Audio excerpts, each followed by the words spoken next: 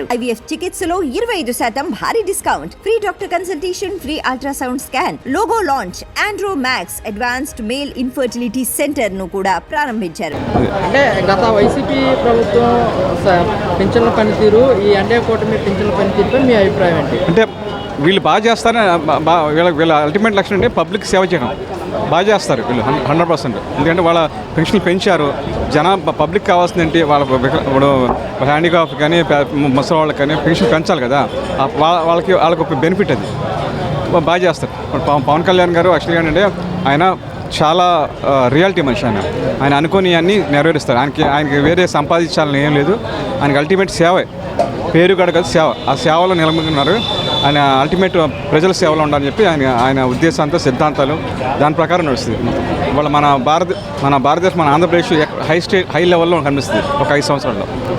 Sir, Pawan Kalyan గారు తనకు వచ్చిన జీతాన్ని కూడా స్వయంగా తీసుకుని అది ఆయన నిజంగా అట్లాంటి వాళ్ళు వందలో ఒకరు ఉంటారు. నిజంగా అంత హ్యూమానిటీ ఉన్నవాళ్ళు వాళ్ళు ఎవరున్నారు చెప్పండి? అట్లాంటి వాళ్ళు రావాలి. ఇంకా ముందు జనాల్లో కూడా అట్లాంటి వాళ్ళు తయారవ్వాలి. పవన్ కళ్యాణ్ లాంటి వాళ్ళు ప్రతి ఒక్కళ్ళు ఉద్యమించారు. పవన్ కళ్యాణ్ సిద్ధాంతాలు ఉద్యమించాలి అందరిలో. అది సార్ 10 సంవత్సరాలు కష్టపడి మొదటిసారిగా అసెంబ్లీలోకి వెళ్ళారు. నిజంగా అది ఎన్నో ఒడిదుడుకులు ఎదుర్కొనే అవమానాలు ఎదుర్కొని వచ్చారు. నిజంగా ఆ స్ట్రగుల్ నుంచి వచ్చారు కాబట్టి ఆ వాల్యూ తెలుసానికి. జనాలు కూడా కష్టాలు వచ్చినప్పుడు బాధపడిపోవడం, సుఖాలు వచ్చిన సుఖాలు పడని చెప్పి ఆయన ఆ సిద్ధాంతం. కష్టాలు వచ్చినా నష్టాలు వచ్చినా నిలబడి ఆశయంగా నిలవచ్చిన వాళ్ళు ప్రతి ఒక్కరు ఆయనలాగా ప్రతి ఒక్కరు రావాలి. అట్లా ఏ ఫీల్డ్లోనే సరే, చదువులో కానీ, వ్యాపారాల్లో కానీ, ఇంట్లో ఫ్యామిలీ విషయాల్లో కానీ, ఏదైనా ఆ పవన్ కళ్యాణ్ సిద్ధాన్ని మేము ఫాలో చేస్తున్నాం. సార్, నన్ను పెన్షన్ పంపిణీ చేయడం అయితే జరిగింది. దీనిపై మీ అభిప్రాయం? బ్రహ్మాండంగా జరిగిందండి. ఇంతకుముందు ఎప్పుడూ లేదు. అన్న జగన్ అన్న ఎంతసేపు 250 పెంచుతాను, అది పెంచుతాను, ఇది పెంచుతాను అంటే కానీ చంద్రబాబు అన్నట్టుగానే ఒకసారి 1000 రూపాయలు ఇచ్చాడు. 95.5% నిన్న మొత్తం పంపిణీ జరిగిందండి. వాలంటీర్ లేకపోయినా కూడా జరిగింది. ఇంతకుముందు వాలంటీర్లే ఉండాలి, ఇవ్వాలని సచిన్ శవాలను తీసుకొచ్చి పడుకోబెట్టారు. ఇప్పుడు సచిన్ శవాలను వాళ్ళే పడుకోబెట్టారు.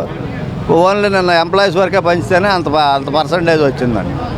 మరి వైసీపీ వాళ్ళు వాలంటీర్లు చంద్రబాబు నాయుడు మోసం చేశారంటున్నారు. దీంట్లో మోసం చేయడం ఏముందండి? వాళ్ళే ఇప్పుడు మొత్తం కేసులు పెడుతున్నారు కదా. మన గుడివాడ కాడి నుంచి చూసుకుంటే మొత్తం నాయకులే మమ్మల్ని రాజీనామాలు చేయమన్నారు. మేము రాజీనామాలు చేయడానికి సిద్ధంగా లేము, మమ్మల్ని బెదిరించారని వాళ్ళంతా వాళ్ళే చెబుతున్నారు.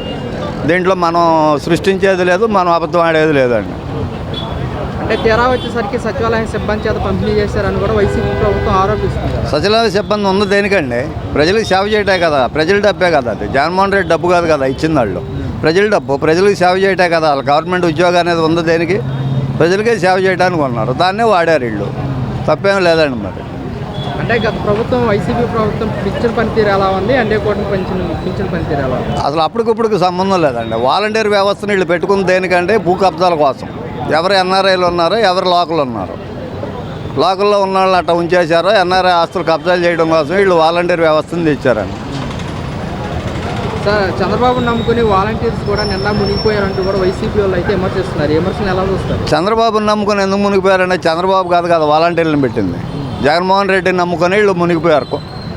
నిట్ట నిలువున మునిగిపోయారు. నాయకులను నమ్ముకొని వాళ్ళతో పాటు, ఆ నాయకులతో పాటు వీళ్ళు కూడా భుజాల మీద చేతులు వేసుకొని వైసీపీ కండవాళ్ళు కప్పుకొని అదండి. అంటే ఎన్నికల ప్రచారాల్లో వాలంటీర్స్ని కొనసాగిస్తామని చెప్పారు కదా అని చెప్పేసి సాగిస్తారండి. దాన్ని చదువును బట్టి దాన్ని బట్టి చేస్తారు. వాళ్ళు చేయకుండా ఉండరు కదా. మేమేం తీసేస్తామని చెప్పట్లేదు కదా. ఇప్పుడు ఎక్కడా కూడా వాళ్ళు మేము ఉంచుతామనే అంటున్నారు. వాళ్ళు కాకపోతే 5,000 జీతం కాదు, వాళ్ళ చదువును బట్టి దానికి ప్రత్యేకమే ఇంకోటి చూస్తామంటున్నారు. ఇంకా జీతం ఎక్కువ వచ్చేది వాళ్ళ చదువును బట్టి, వాళ్ళు ఎంత సంపాదించగలరని దాన్ని బట్టి చూసి వాళ్ళకి వేరేది చూస్తామంటున్నారు. అంతేగాని మేము పూర్తిగా తీసేస్తాము, మాకు అవసరం లేదని అయితే వీళ్ళు చెప్పట్లేదు. వైసీపీలు మరి ఎలాంటి వ్యాఖ్యలు చేయడానికి ఎంతవరకు కరెక్ట్ అంటారు? వైసీపీ అసలు ఎవడ కరెక్ట్ అండి? ఏ ఎమ్మెల్యే కరెక్ట్ చెప్పండి మీరు? ఇప్పుడు పోలవరం అన్నారు, నిన్న మొన్న వచ్చారు నిపుణులు అక్కడ పరీక్షిస్తూనే ఉన్నారు కదా పోలవరం. మన అమ్మడి రాంబాబు 1,00,000 చెప్తాడు. మరి ఇప్పుడు వెళ్ళమానండి. ఇప్పుడు అక్కడ నిపుణులు ఉన్నారు కదా, ఆ నిపుణులతో మాట్లాడమనండి. అమ్మడి రాంబాబుని, మన అనిల్ కుమార్ యాదవ్ని, వీళ్ళంతా మనకి నీటిపారుదల శాఖ మంత్రులు కదా. మరి వీళ్ళు ఏం పీకారో అక్కడికి వెళ్ళి చెప్పాలి కదా.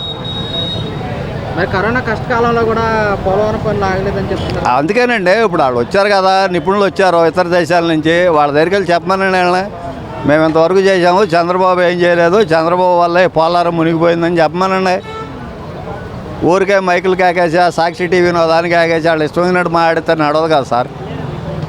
చంద్రబాబు వల్లే కాపర్ డ్యామ్ పాడైందని కూడా అమ్మటం. అందుకే సార్ ఇప్పుడు ఇతర దేశాల నుంచి వచ్చిన నిపుణులు ఉన్నారు అక్కడ ఆల్రెడీ పోలవరంలోనే ఉన్నారు. వాళ్ళు ఇవాళ ఉంటారు, రేపు ఉంటారు, ఎల్లుండి కూడా ఉంటారు వాళ్ళు.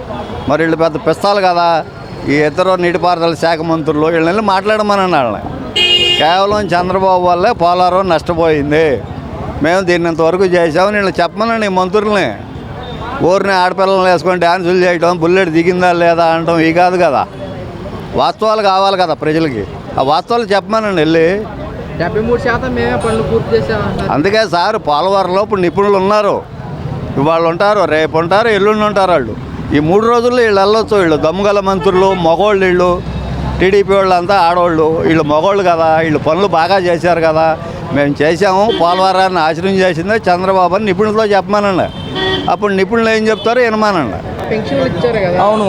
ఎన్డీఏ కూటమి ఎలా ఉండబోతుంది? బాగుంది, బాగుంది, నాకు బాగా నచ్చింది. బాగా ఇచ్చారు అందరికీ, ముసలోళ్ళు కానీ ఇంటికి వెళ్ళి ఇచ్చారు. బాగుంది.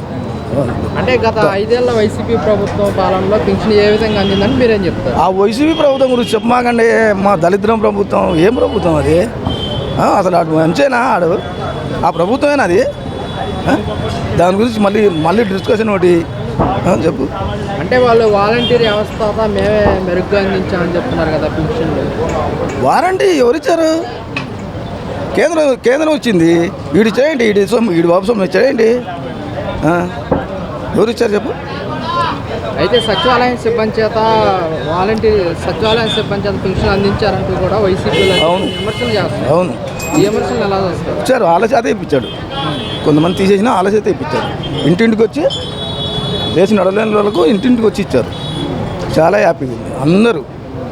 అంటే దీన్ని చంద్రబాబు నాయుడు గారు కూడా దృష్టిలో పెట్టుకొని 95% కూడా సచివాలయం సిబ్బంది చేత పెన్షన్లు అందించామని చెప్పడం జరిగింది. అయితే అవ్వచ్చు, ఇచ్చారు, ఇచ్చుకొని అయితే ఇచ్చారు. వాళ్ళ సచివాలయం అంటే ఇచ్చారు. మరి వైసీపీ ప్రభుత్వం వాలంటీర్లు చంద్రబాబు నాయుడు మోసం చేశారని విమర్శిస్తుంది కదా. మరి ఎవరు ఈ ప్రభుత్వం రద్దు చేసింది? వాళ్ళ ఎవరన్నారు రద్దు చేసింది? అంటే వైసీపీ వాళ్ళే ఆపేశారు. అప్పుడు ఎలక్షన్ల ముందు ఆపేశారు కదా. అది మళ్ళీ ఆయన కంటిన్యూ చేసేవాళ్ళకి ఇప్పుడు ఎన్నికల ప్రచారాల్లో చంద్రబాబు నాయుడు వాలంటీర్లు కొనసాగిస్తామని చెప్పారు. తీరా వచ్చిన తర్వాత సచివాలయం సిబ్బంది చేత పెన్షన్లు పంపిస్తున్నారంటున్నారు కదా. మరి ఇప్పుడు ప్రస్తుతానికైతే వాళ్ళ చేతే చేస్తున్నాడుగా, వారంటీల చేతే చేపిస్తున్నాడు. మరి ముందు ఎలా ఉంటుందో, ఎలా ఉండబోతుంది అంటారు? చాలా బాగుంటుంది. మాకు తెలిసి మాత్రం చాలా బాగుంటుంది ఈ ప్రభుత్వంలో. సార్, ఒక ముఖ్యమంత్రి హోదాలో ఉన్న చంద్రబాబు నాయుడు గారు సామాన్య కుటుంబానికి వెళ్ళి తన చేతులతోనే పెన్షన్ అందించడం జరిగింది. అవును, దీన్ని ఏ విధంగా చూస్తారు? చాలా బాగుంది అంటున్నారు. చాలా బాగుంది. పోలవరం కానీ అన్ని పనులు స్టార్ట్ అవ్వడం కానీ, అంటే దేశ చరిత్రలో కూడా ఎవరు చేయని విధంగా చంద్రబాబు నాయుడు గారు చేస్తున్నారు. అవును, అవును. నిన్న పెన్షన్ల పంపిణీ అయితే జరిగింది. దీనిపైన మీ అభిప్రాయం ఏంటి? బాగా జరిగినాయండి, చాలా బాగా జరిగినాయి. వాలంటరీ వ్యవస్థ వేరే విధానంగా వాడదామన్నారు కాబట్టి పవన్ కళ్యాణ్ గారు, చంద్రబాబు నాయుడు గారు కూడా అదే ఉద్దేశంతో ఉన్నారు. వాలంటీర్లు ఇంటి మీద వదలటం కంటే ఏంటి వాటిని వేరే వాడుకుని ఇలా ఒక రోజులో ఇచ్చేస్తే చాలా మనకు కలిసి వస్తుందని నేను అనుకుంటున్నాను. కొత్త రిక్వైర్మెంట్ దేనికన్నా వాడుకోవచ్చు. వాళ్ళని తీసేయాలి, వాళ్ళు పొట్టగొట్టాలని కోరుకోవట్లే ఎవరు. వాళ్ళని వేరే దానికి వాడదాం.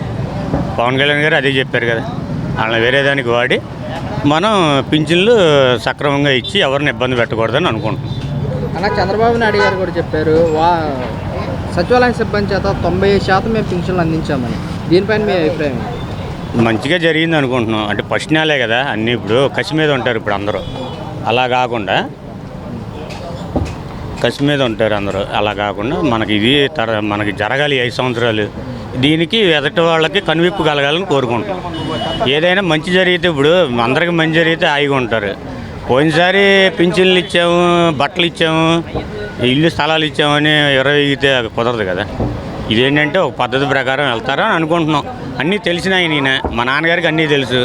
నాకు 40% తెలిసిద్ది ఏదైనా, నాన్నగారికి 80% తెలిసిద్ది. ఇప్పుడు ఆయన నాన్నగారి స్టేజ్లో ఉన్నారు.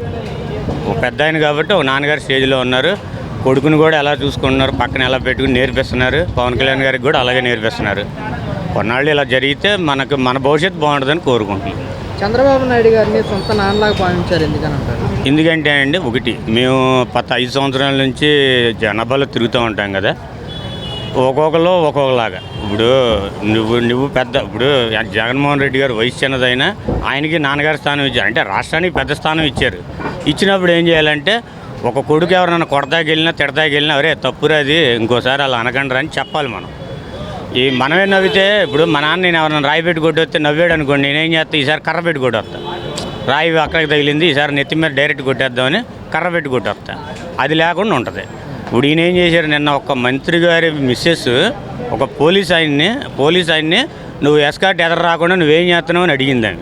అది పెద్ద విషయం కాదు, ఆమె బూతైంది ఎట్లా, నేను అన్నీ చూసా, అది బూతేం కాదు. అయినా ఏమన్నారు చంద్రబాబు నాయుడు గారు, నాకు అది ఏం జరిగిందనేది నాకు అది పంపిమ్మన్నారు.